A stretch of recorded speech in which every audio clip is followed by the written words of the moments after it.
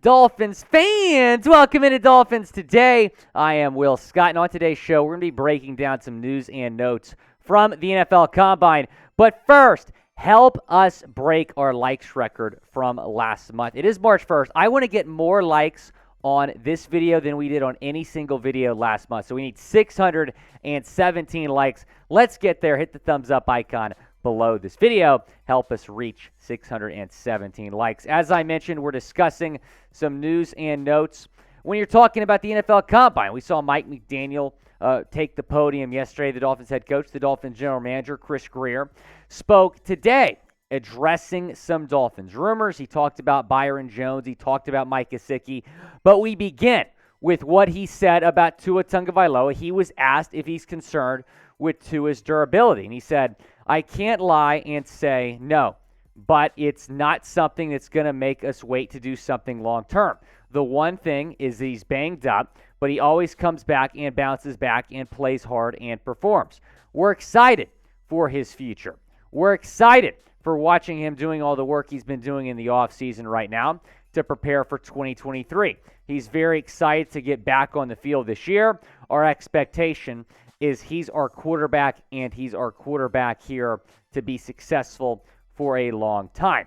He was also asked about kind of the options with Tua Tagovailoa, and he said all options are on the table in relation to picking up the fifth-year option, kind of making it sound like, well, we're considering that. We're considering not picking it up, or maybe even an extension is a possibility here for Tua Tagovailoa. Chris Grier maybe hinting that he's open at that. Now, what do you want to do with Tua Tagovailoa? Type E for extend, type D for don't extend, or type P for pick up the fifth-year option. Go down in the comments section and let me know. It is the pinned comment, so reply to it when that break comes here in a few seconds. I think picking up the option is the safest bet. It would pay Tua Tagovailoa $23 million in 2024, and if he balls out this year, then and stays healthy, of course, which is a big, if, then extend him next offseason. The market's going to reset this offseason. We'll see what an extension might look like next season. But extending him right now does not make a whole lot of sense. If he stays healthy, if he plays well, picking up the option this year would be an absolute steal when you're talking about 2024, and then you can extend him next offseason. He was also asked about Christian Wilkins, and Grier said, we want him to be a Dolphin long term. So that was good to hear. Christian Wilkins, certainly an extension candidate after he put up these numbers: 98 tackles, 16 tackles for loss, 7 quarterback hits, 3.5 sacks for Wilk. And when you look at those numbers, 98 tackles for an interior defensive lineman is kind of unheard of. Now, taking a look at the extension projection here that I have put together here for Wilkins, he's apparently probably going to get north of $15 million per year. So I have a 4-year, $70 million extension that would pay him $17.5 million annually. I think that's a good deal for both sides. Lock up Wilkins for the foreseeable future. I want to tell you about today's show sponsor, Cultivate, the free browser extension that brings transparency to your Amazon shopping experience. Cultivate shows you the brand, seller, or product origin and identifies local alternatives that support local community efforts while saving you money. With over 50% of Amazon U.S. sellers based in China, Cultivate offers a way to avoid trickery from those sellers and keep money in the U.S. economy. Cultivate offers alternatives. They're on average 30% less expensive than Amazon without any additional costs, such as Amazon Prime. It can even identify local alternatives that you can pick up the same day.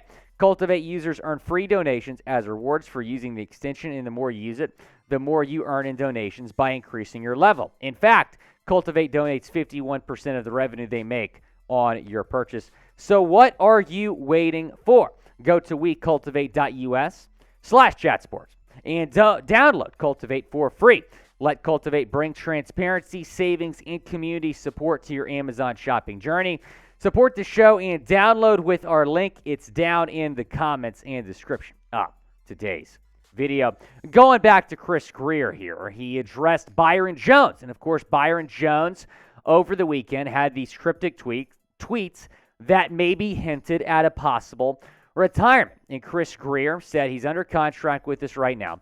You have to look at all different scenarios. And I'm sure one of those scenarios is to cut Byron Jones if he does, in fact, not retire in a move that would save the Dolphins nearly $14 million against the cap. I expect that to be the move if Byron Jones does not retire.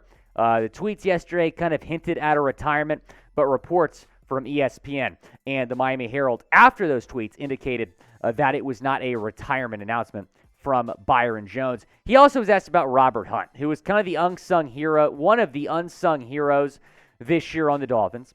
And Grier said he has the potential to be a special player at guard. And Robert Hunt is someone else who is an extension candidate this offseason. He's a free agent after next season. I think you should lock him up as well.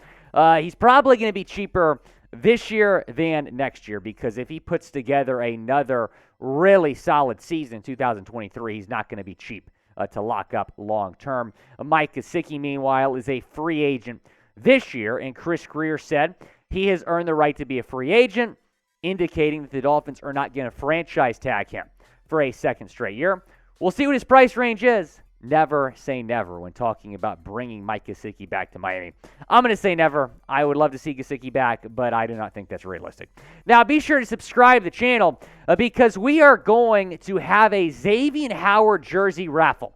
When we hit 40,000 YouTube subscribers, need about 200 more subscribers. Would love to get there by next week's live show so we can do that raffle on that live show. YouTube.com/Dolphins News. Go and subscribe to the channel. We're going to have you covered with all draft content, all free agency content, daily vids with the Miami Dolphins. Now let's talk about the Combine, some guys that we know that the Dolphins have interviewed. And we begin with Trenton Simpson, the linebacker out of Clemson, who said at the NFL Combine that he has met with the Dolphins. This coming from David Furones of the Sun Sentinel, I feel like they liked me a lot, said Trenton Simpson, and I'm sure they did because he is a great player. 73 tackles, 4 tackles for loss, 3 sacks, no forced fumbles this past season with Clemson. I really like him as a prospect, someone to monitor here in the coming weeks. That's supposed to be 2 forced fumbles for Trenton Simpson this past year. Now, would you draft Trenton Simpson? Type D for draft or type P for pass down in the comment section. Go down and let me know. I would draft him if he's on the board, but is he going to fall to the Dolphins late in the second round? I think that's a pretty big question mark. Noah Sewell is another linebacker that we know the Dolphins have met with here at the Scouting Combine. He comes out of Oregon. He had 114 tackles in 2021. That was by far the best season of his college career. He had 56 tackles this past year, 5.5 tackles for loss, 1.5 sacks, 1 interception as well. And then, are you seeing a trend here? They met with another linebacker, DeMarvion Overshawn, the Texas linebacker. They met with him, and Brandon Jones played with Overshawn at Texas and said, hey, I'm down to link back up with you, bro. We'll see if Overshawn falls to the Dolphins in round 2. And with that, we bring in producer Jeff Cooperstein, who's very much in the know with the Texas Longhorns. You're repping the Horns here in the offseason. Just so happened to have the shirt on today. Right. What can you tell us about Overshawn? So he was originally recruited as a safety, and he has innate ball skills, so he's really good in coverage as well as in a pass rush. Last year, Texas kind of used him in a hybrid role where on third downs, they'd move him down to the edge, and he would just be an exclusive pass rusher. He was really a guy who's a sideline to sideline, can play either in the run or against the pass, and I think if the Dolphins drafted him, he would fit well with Miami. But do you see him falling to the Dolphins at 51?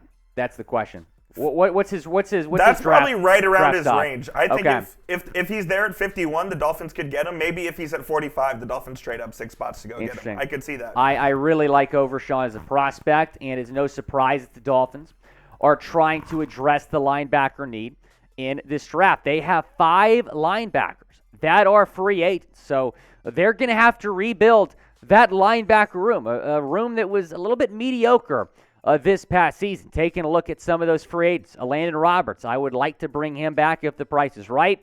AVG, I think he wants to come back. Duke Riley, Sam Aguavin, Melvin Ingram as well. I don't think Riley, Aguavin, or Ingram are coming back to Miami, but you can obviously understand why they're taking that position seriously at the scouting combine. Now, be sure to subscribe to the channel. We're going to get you more combine news and notes on our live show tomorrow, going live at 4 o'clock Eastern Time.